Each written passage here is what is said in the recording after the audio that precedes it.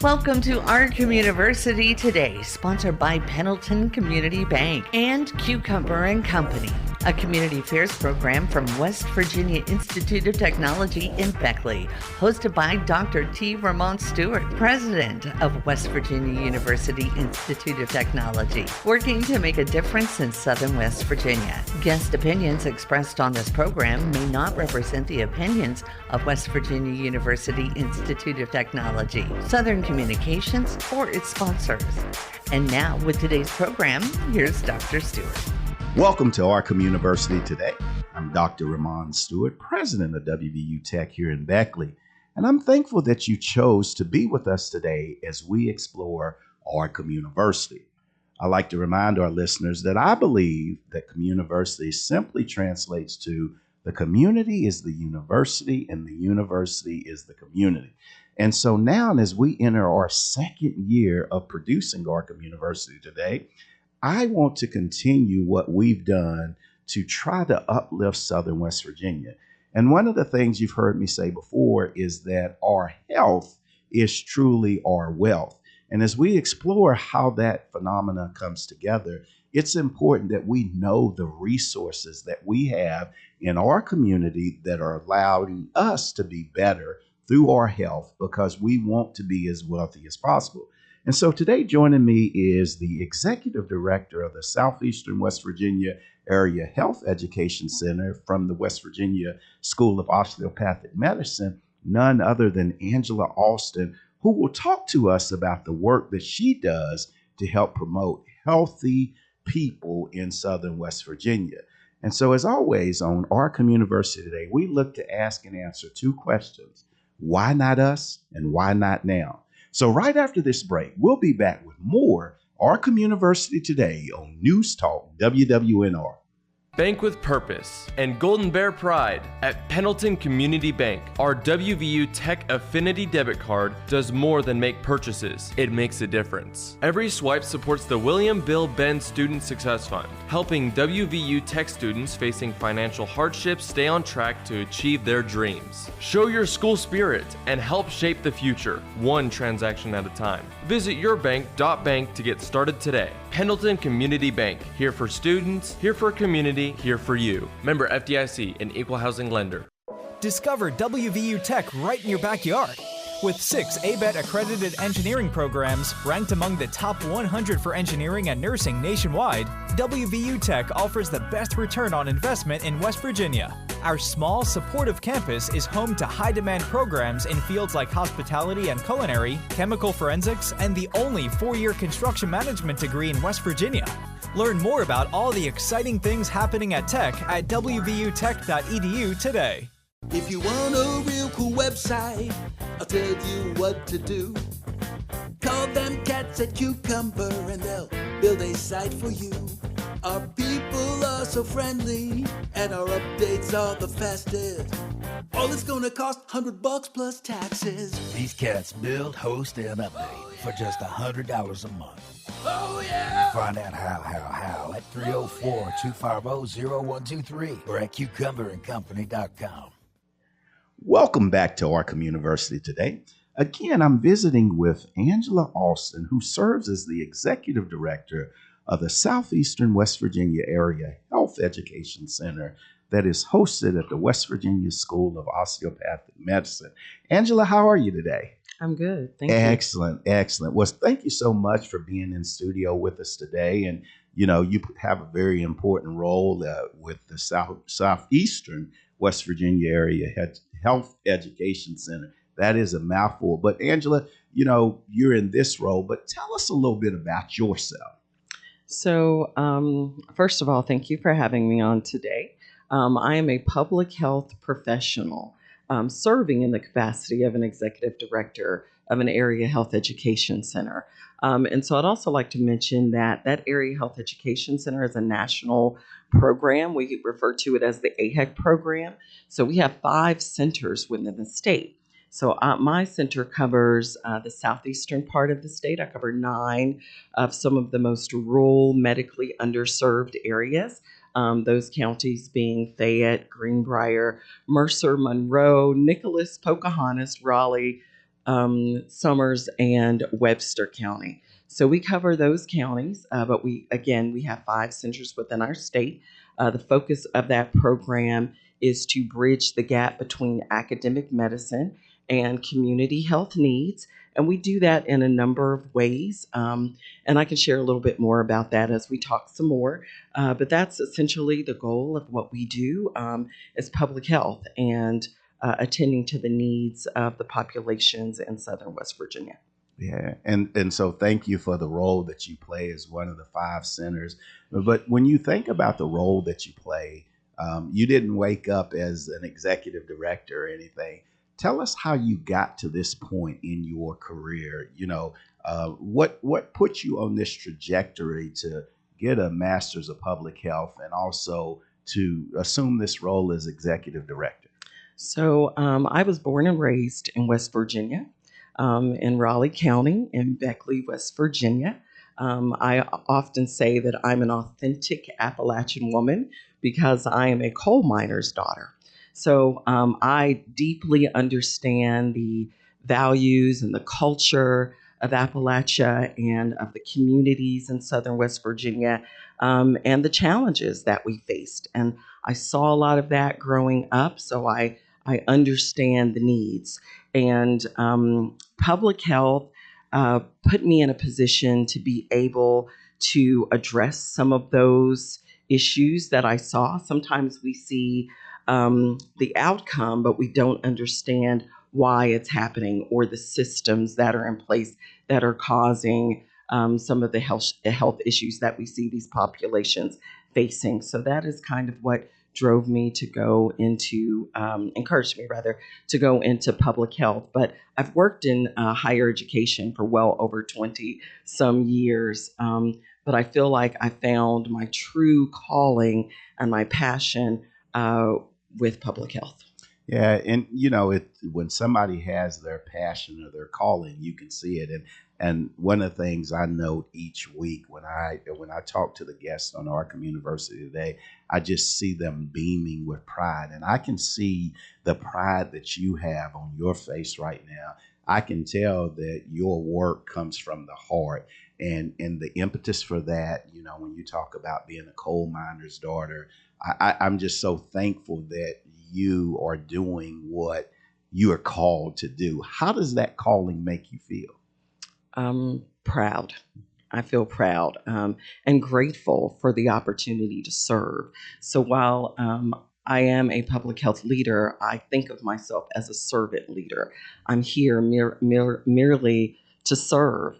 And the AHEC program has afforded me the opportunity to do that very strategically. And we do that in a number of ways. At the core of what we do, we are supporting the healthcare workforce in West Virginia and addressing the needs of the populations here, particularly in the southern part of the state. And one of the ways in which we do that is with our Rural Community Health Scholars Program, where we identify students, 75 of West Virginia's top health profession students every year.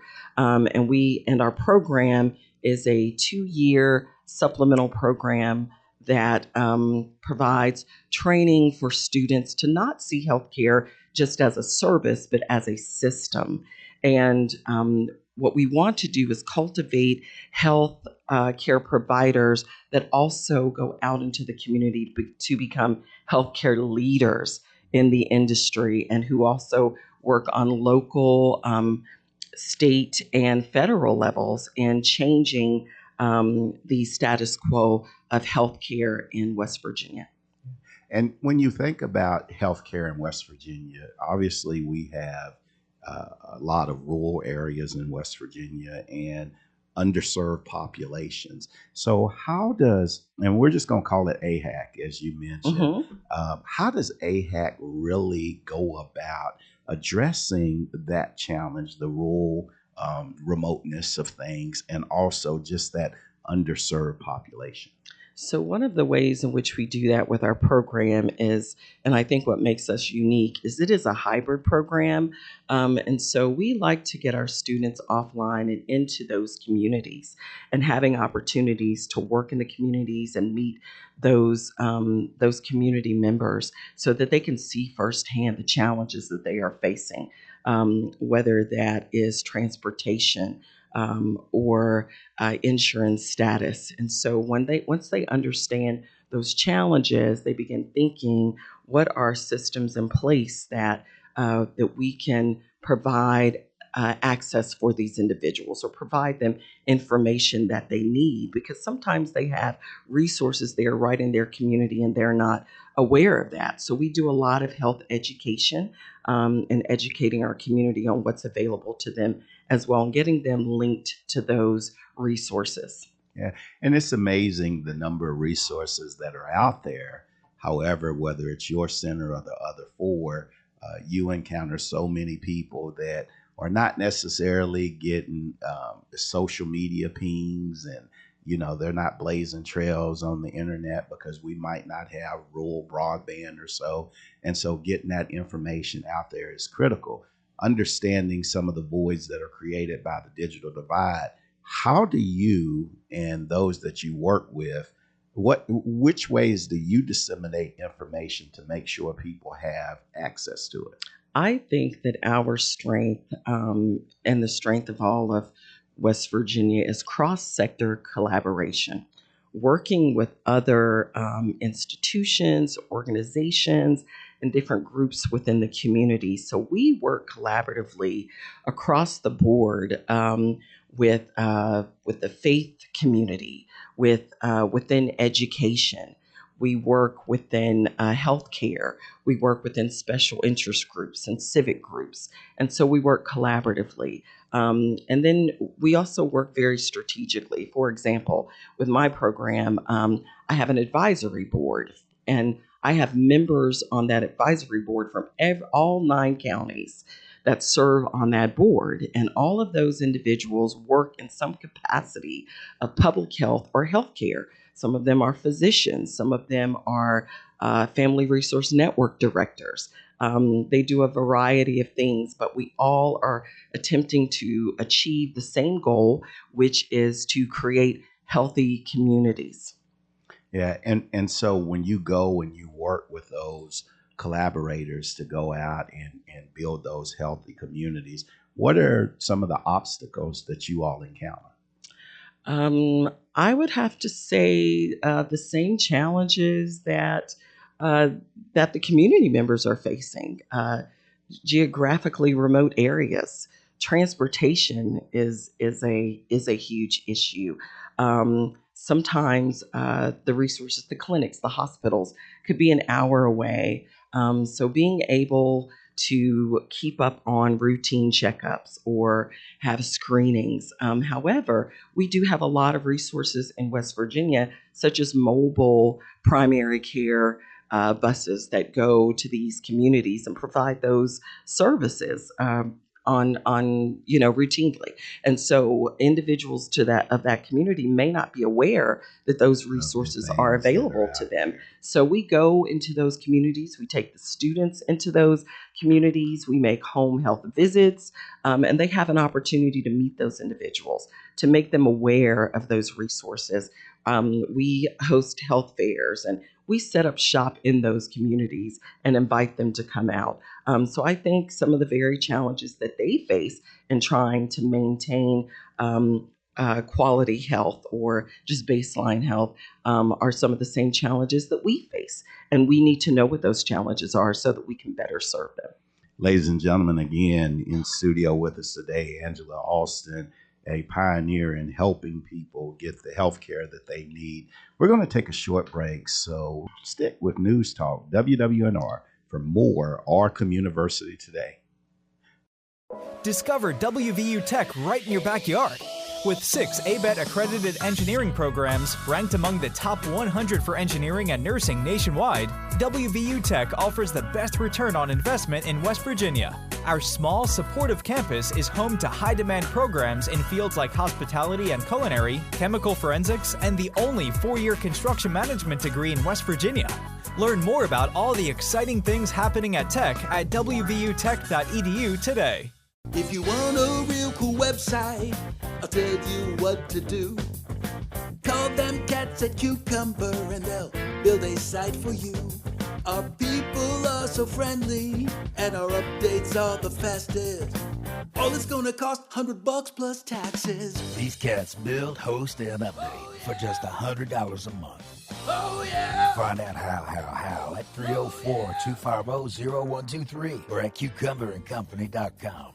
Bank with purpose and Golden Bear pride. At Pendleton Community Bank, our WVU Tech Affinity debit card does more than make purchases. It makes a difference. Every swipe supports the William Bill Benn Student Success Fund, helping WVU Tech students facing financial hardships stay on track to achieve their dreams. Show your school spirit and help shape the future, one transaction at a time. Visit yourbank.bank to get started today. Pendleton Community Bank, here for students, here for community, here for you. Member FDIC, an equal housing lender.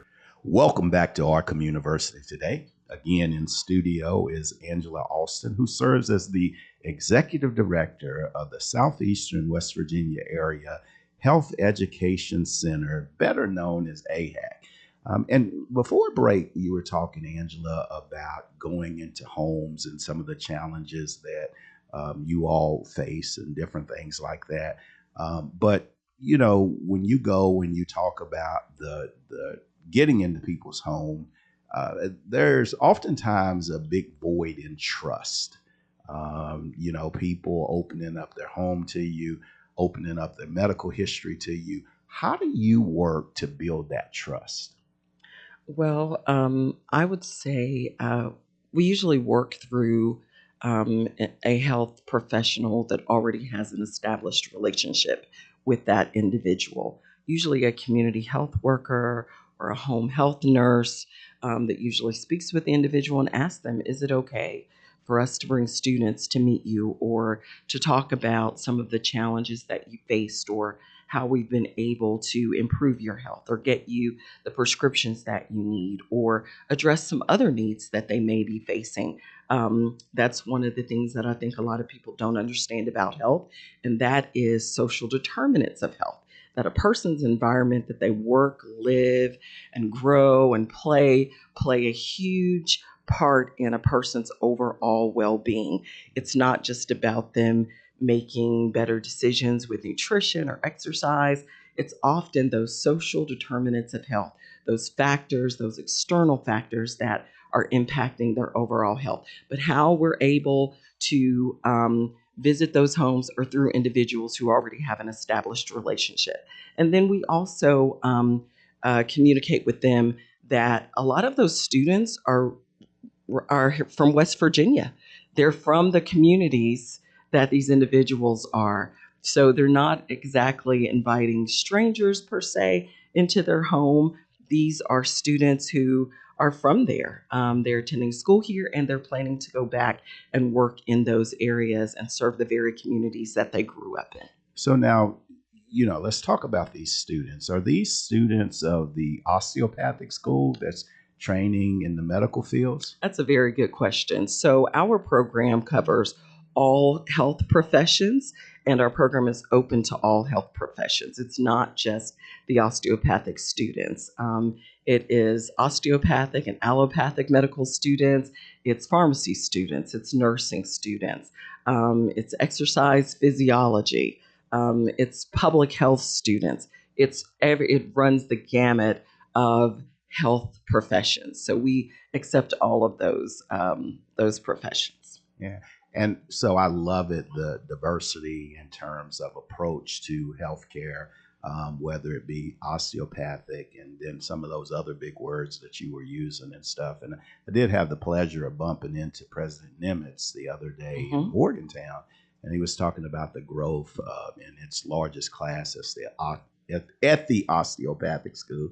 And, you know, you look at that growth and it's refreshing to know that we are educating and graduating individuals that are committed to those of us Southern West Virginia. You know, I'm a native, I tell listeners all the time, of the free state of McDowell County.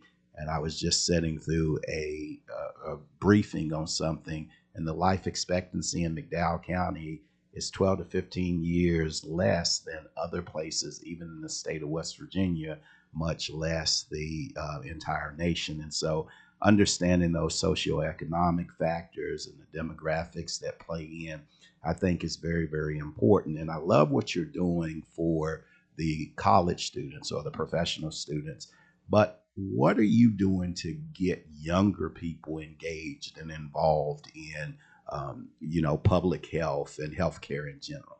So, as I stated before, we accomplish our ultimate goal, which is bridging the gap between academic medicine and community health needs in a variety of ways. One of those ways is working collaboratively, supporting, and also creating pathway programs. And when I speak of pathway programs, I'm speaking of programs such as the HISTA program or HOSA, HATS, Gear Up for West Virginia. So we work collaboratively with all of those programs, and we usually reach out to them, and we bring those students K through 12 for tours on campus, for mini med school events, for health science experience events, where they have an opportunity to experience in a day what a medical student may experience. They have an opportunity to meet health professionals and experts in a variety of fields. They get to understand and talk with pharmacists, talk with nurses,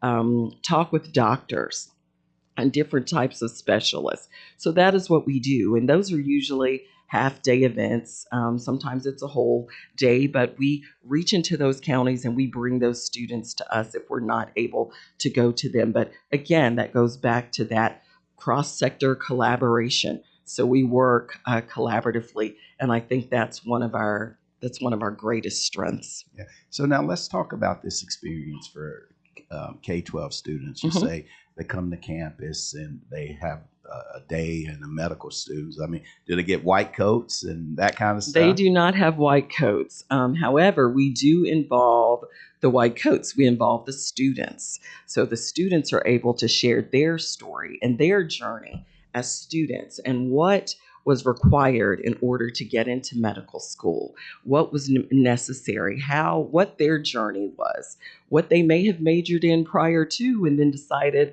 I want to go to medical school, and what was needed for that. So they have an opportunity to somewhat meet individuals. I wouldn't say that they would be their peers, because on some occasions there's a large age gap there. So no, we don't give them white coats, but they are challenged with hands-on skills labs and opportunities to work in atmospheres to see exactly what they would do if they were to enter medical school. Yeah, the concept is great. I've always been taught you cannot be what you cannot see. And when you look and you put them in that environment and they get to see people that come from places and spaces like them doing things, then they get an opportunity to believe. And speaking of doing things and believing, do they interact with cadavers or anything? On occasion. So we do have a gross anatomy. Don't let me go on that day. Yes. Okay? So on occasion, yes, they do. And if they, but there are requirements before they're able to do that. Outside of that, they may merely deal with plastinated parts. And then we also have... Hold on, that was a big word for me. Now, what kind of parts were those? Plastinated parts. Okay, I'm going to use one or two context clues and think there are human anatomy parts that are plastic. Is that right? Somewhat, yes. See, I almost got there. Tell me more about these parts. Yes, so that's a good supplemental way to have them examine bones and organs without necessarily dealing with a cadaver. Let me go on the day we use them plastinated parts. Yes. Okay. I mean, but speaking of going in all seriousness, just exposing young people to what they can be through showing them. How does one get involved in this program?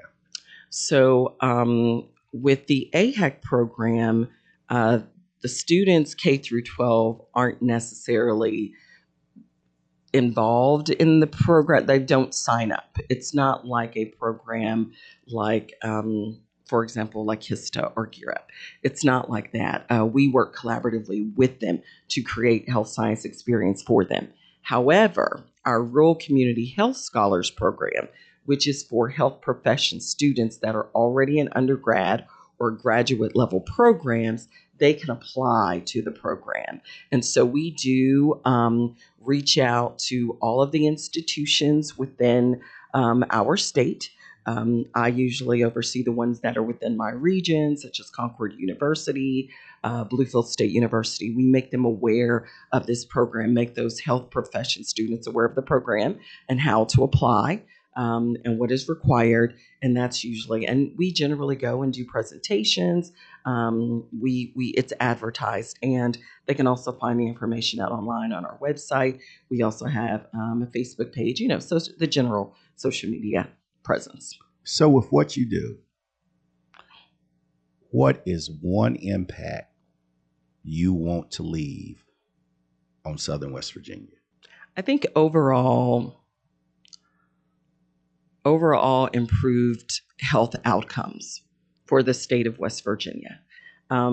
It would be wonderful for us to get a much better grade with respect to research on health grades nationally. I see the smile on your face. Yes. Again, ladies and gentlemen, in studio with us today is Angela Alston, Executive Director of AHEC. We're going to take a short break, so stick with News Talk WWNR as we close out this edition of Our Communiversity Today. Discover WVU Tech right in your backyard. With 6 ABET accredited engineering programs ranked among the top 100 for engineering and nursing nationwide, WVU Tech offers the best return on investment in West Virginia. Our small, supportive campus is home to high-demand programs in fields like hospitality and culinary, chemical forensics, and the only 4-year construction management degree in West Virginia. Learn more about all the exciting things happening at Tech at wvutech.edu today. If you want a real cool website, I'll tell you what to do. Call them cats at Cucumber and they'll build a site for you. Our people are so friendly and our updates are the fastest. All it's gonna cost $100 plus taxes. These cats build, host, and update for just $100 a month. Oh yeah! Find out how at 304-250-0123 or at cucumberandcompany.com. Bank with purpose and Golden Bear pride. At Pendleton Community Bank, our WVU Tech Affinity debit card does more than make purchases. It makes a difference. Every swipe supports the William Bill Benn Student Success Fund, helping WVU Tech students facing financial hardships stay on track to achieve their dreams. Show your school spirit and help shape the future, one transaction at a time. Visit yourbank.bank to get started today. Pendleton Community Bank, here for students, here for community, here for you. Member FDIC, an equal housing lender. Welcome back to Our Communiversity Today. Again, I want to thank our guest, Angela Alston, who's the Executive Director of AHEC, for not only sharing her time, but also her talent. Again, a leading lady here in the healthcare field, a native daughter of Southern West Virginia who knows the importance of health, because our health is truly what makes us wealthy. Her ability to go and meet people where they are and help them to go to places they've never dreamed of going is so essential right now as we think about how we can grow and develop Southern West Virginia, grow and develop this state into a healthy state that has the ability to grow and flourish, not only now, but in the future. And speaking of the future, that engagement with young people, whether it's college students or those in K-12, developing the next pipeline of healthcare professionals is what we need to be committed to.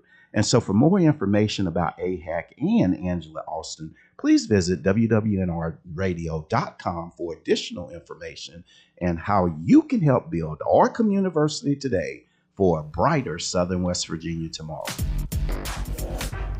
You've been listening to Our Communiversity Today, sponsored by Pendleton Community Bank and Cucumber and Company, a production of West Virginia University Institute of Technology and Communiversity partner, Southern Communications in Beckley. For more on this program and contact information, visit our website at wwnrradio.com.